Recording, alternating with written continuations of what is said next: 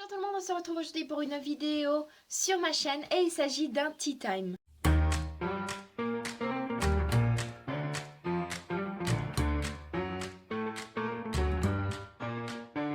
You had my heart, and we'll never be a world apart. Le tea time que l'on va faire aujourd'hui, il s'agit du tea time spécial French Readathon puisque je vous avais pas fait mon bilan la semaine passée parce que ça finissait dimanche puis j'avais clairement pas le temps de faire ça lundi. Donc je fais ça aujourd'hui, une semaine après, et j'ai bien eu le temps de repenser à mes lectures. Donc j'ai le malheur de vous annoncer que j'ai raté le French Readathon. Mais c'est pas grave, hein, moi je faisais ça juste pour le plaisir, je partais pas, enfin je savais même pas si c'était possible de réussir à lire 4 livres. Et je dois dire que j'ai commencé par les plus petits livres, parce que j'étais en temps scolaire et je sais pas comment les autres arrivaient à lire en temps scolaire, et moi c'était juste pas possible. Donc voilà, je vais vous présenter les livres que j'ai lus durant ce French Readathon, durant cette semaine. Donc j'ai commencé comme tout être faible, j'ai commencé avec le manga, donc Shirayuki, le tome 11. Donc, parlons de ce manga. Vous savez que j'adore Shirayuki. Les dessins sont trop bien. J'adore cette histoire qui est un petit peu atypique. Pour une fois, c'est pas un manga qui se passe dans un lycée. Mais là, Sorata Akiduki commence un petit peu à nous prendre pour des idiots. Je m'explique. Nous sommes au tome 11 et il ne se passe presque rien. Ce tome est de nouveau un tome comme le tome 8, un tome de divertissement où il n'y a absolument rien qui se passe, rien d'intéressant. Donc, je suis allée regarder avant. Shirayuki et Zen s'embrassent pour la première fois dans le tome 4. Je ne vous spoil absolument rien, c'est un shoujo, une histoire entre Shirayuki et le prince Zen. Franchement, ça ne peut pas tourner autrement, donc franchement, c'est pas du tout du spoil. Donc voilà, ils s'embrassent dans le tome 4. Comptez un petit peu. Du tome 4 au tome 11, il y a quand même 7 tomes.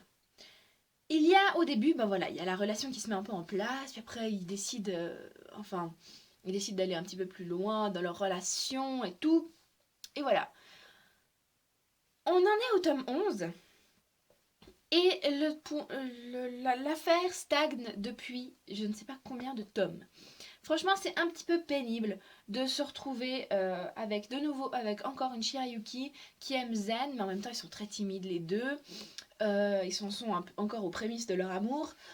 Le seul rebondissement qu'on a, c'est le frère du prince Zen. Donc je sais plus comment il s'appelle, mais celui qui est l'héritier au trône, voilà, qui veut que Zen se marie. Et donc il va vouloir organiser un bal avec des prétendantes. Voilà, le seul rebondissement de tout ce truc. Donc moi j'adore les dessins, j'adore lire, c'est toujours un divertissement. Mais il y a une limite quand même et j'espère qu'au bout d'un moment ça va bouger un peu. Si ça continue, si on dépasse les 20 et qu'il n'y a toujours rien qui se passe, je crois que je vais arrêter la série. Donc on en est au 11, hein, elle a de la marge encore. Mais si la fin s'annonce très bientôt vers le 20, là je continuerai. Mais si à 20 il n'y a toujours rien, je serai obligée d'arrêter cette série parce que c'est franchement pénible quand il n'y a rien qui se passe. Et d'accord, c'est du plaisir, mais à la limite, si je veux du plaisir, j'ai qu'à lire les autres. Ou lire d'autres mangas. Franchement, il y a tellement de mangas qui méritent d'être lus, des séries à 3 tomes, des séries à 2 tomes, que je chercherais plutôt là-dedans, plutôt que de lire du Shirayuki qui stagne à un point horrible. Voilà.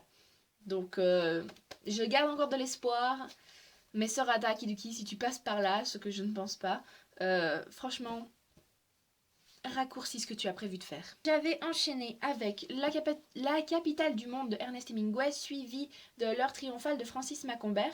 Donc c'est deux petites nouvelles, voilà. Et en fait ça raconte l'histoire pour le premier de Paco qui rêve d'être matador. Voilà. Il n'y a pas grand chose qui se passe, hein. Ça se passe peut-être en une soirée, la nouvelle. Voilà, c'est intéressant dans le sens où on apprend pas mal de choses sur les toréadors, sur les picadors et les autres choses de la culture espagnole, la culture traditionnelle espagnole. Mais sinon, voilà, il n'y a pas grand chose qui se passe. L'heure triomphale de Francis Maccombert, en fait, Francis Maccombert devait aller tuer le lion parce qu'ils sont dans un safari avec sa femme. Et en voyant le lion, il part en courant parce qu'il est effrayé du lion. Et sa femme... enfin, il y a un monstre...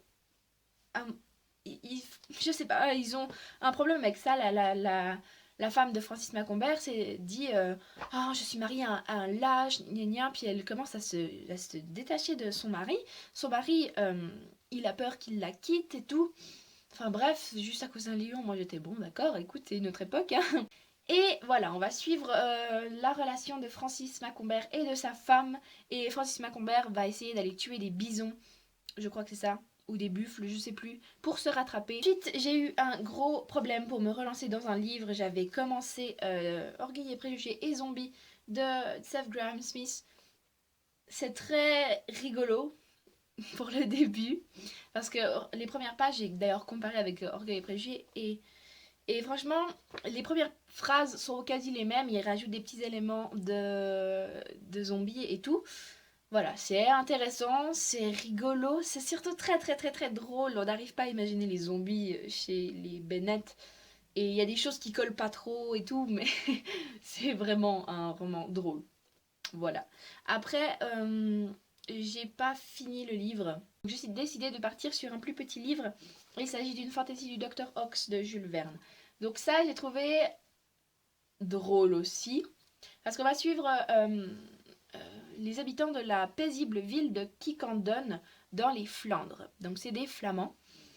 Et en fait, on va les suivre. En fait, eux, si vous voulez, ils font tout hyper lentement. Pour la danse, ils vont super lentement. Pour aller voir un opéra qui, en général, c'est une soirée, ça dure 3 heures peut-être, ou maximum 4 heures, il leur faut plusieurs jours parce qu'ils font tout hyper lentement.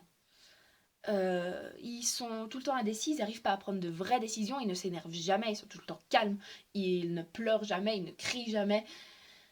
Ils sont tout le temps paisibles, polis et tout. C'est vraiment trop bizarre. Et le Dr. Ox va arriver pour apporter l'éclairage dans la ville, et puis les habitants ils sont bons, d'accord, on va s'ouvrir aux nouveautés et tout. Et en fait, le Dr. Ox va faire une expérience pour voir... comment est-ce qu'il peut arriver à changer ses habitants de Kikandon. Et ça va vraiment partir en cacahuète. Voilà, donc c'était super intéressant, c'était rigolo, et pour du Jules Verne, pour une fois, c'est passé assez vite. Mais voilà, c'était un peu bizarre quand même. Voilà. Après, j'ai essayé de revenir sur Orgueil, préjugés et zombies. J'ai décidé de faire une pause parce que c'est quand même relativement étrange pour moi. Donc voilà, c'est mon bilan du French Read the Town. J'ai lu 3 livres et je n'ai pas réussi à en lire un 4e. Voilà. Bon, c'était juste un test, et si on refait un été, peut-être que cette fois, j'aurai plus le temps de lire 4 livres. En tout cas, je l'espère. Mais bon, c'est tout pour ce challenge. J'espère que le vôtre s'est très bien passé. N'hésitez pas à me dire si vous avez réussi, quel livre vous avez lu, etc. On se retrouve, en tout cas, pour ma part, très bientôt pour une prochaine vidéo. Très très très bientôt. En attendant, tout ce que j'ai à vous dire, c'est passez de bonnes lectures. À la prochaine. Ciao. When the sun shines, we shine together. I told you I'll be here forever, that I'll always be your friend. Good numbers, I must stick it out till the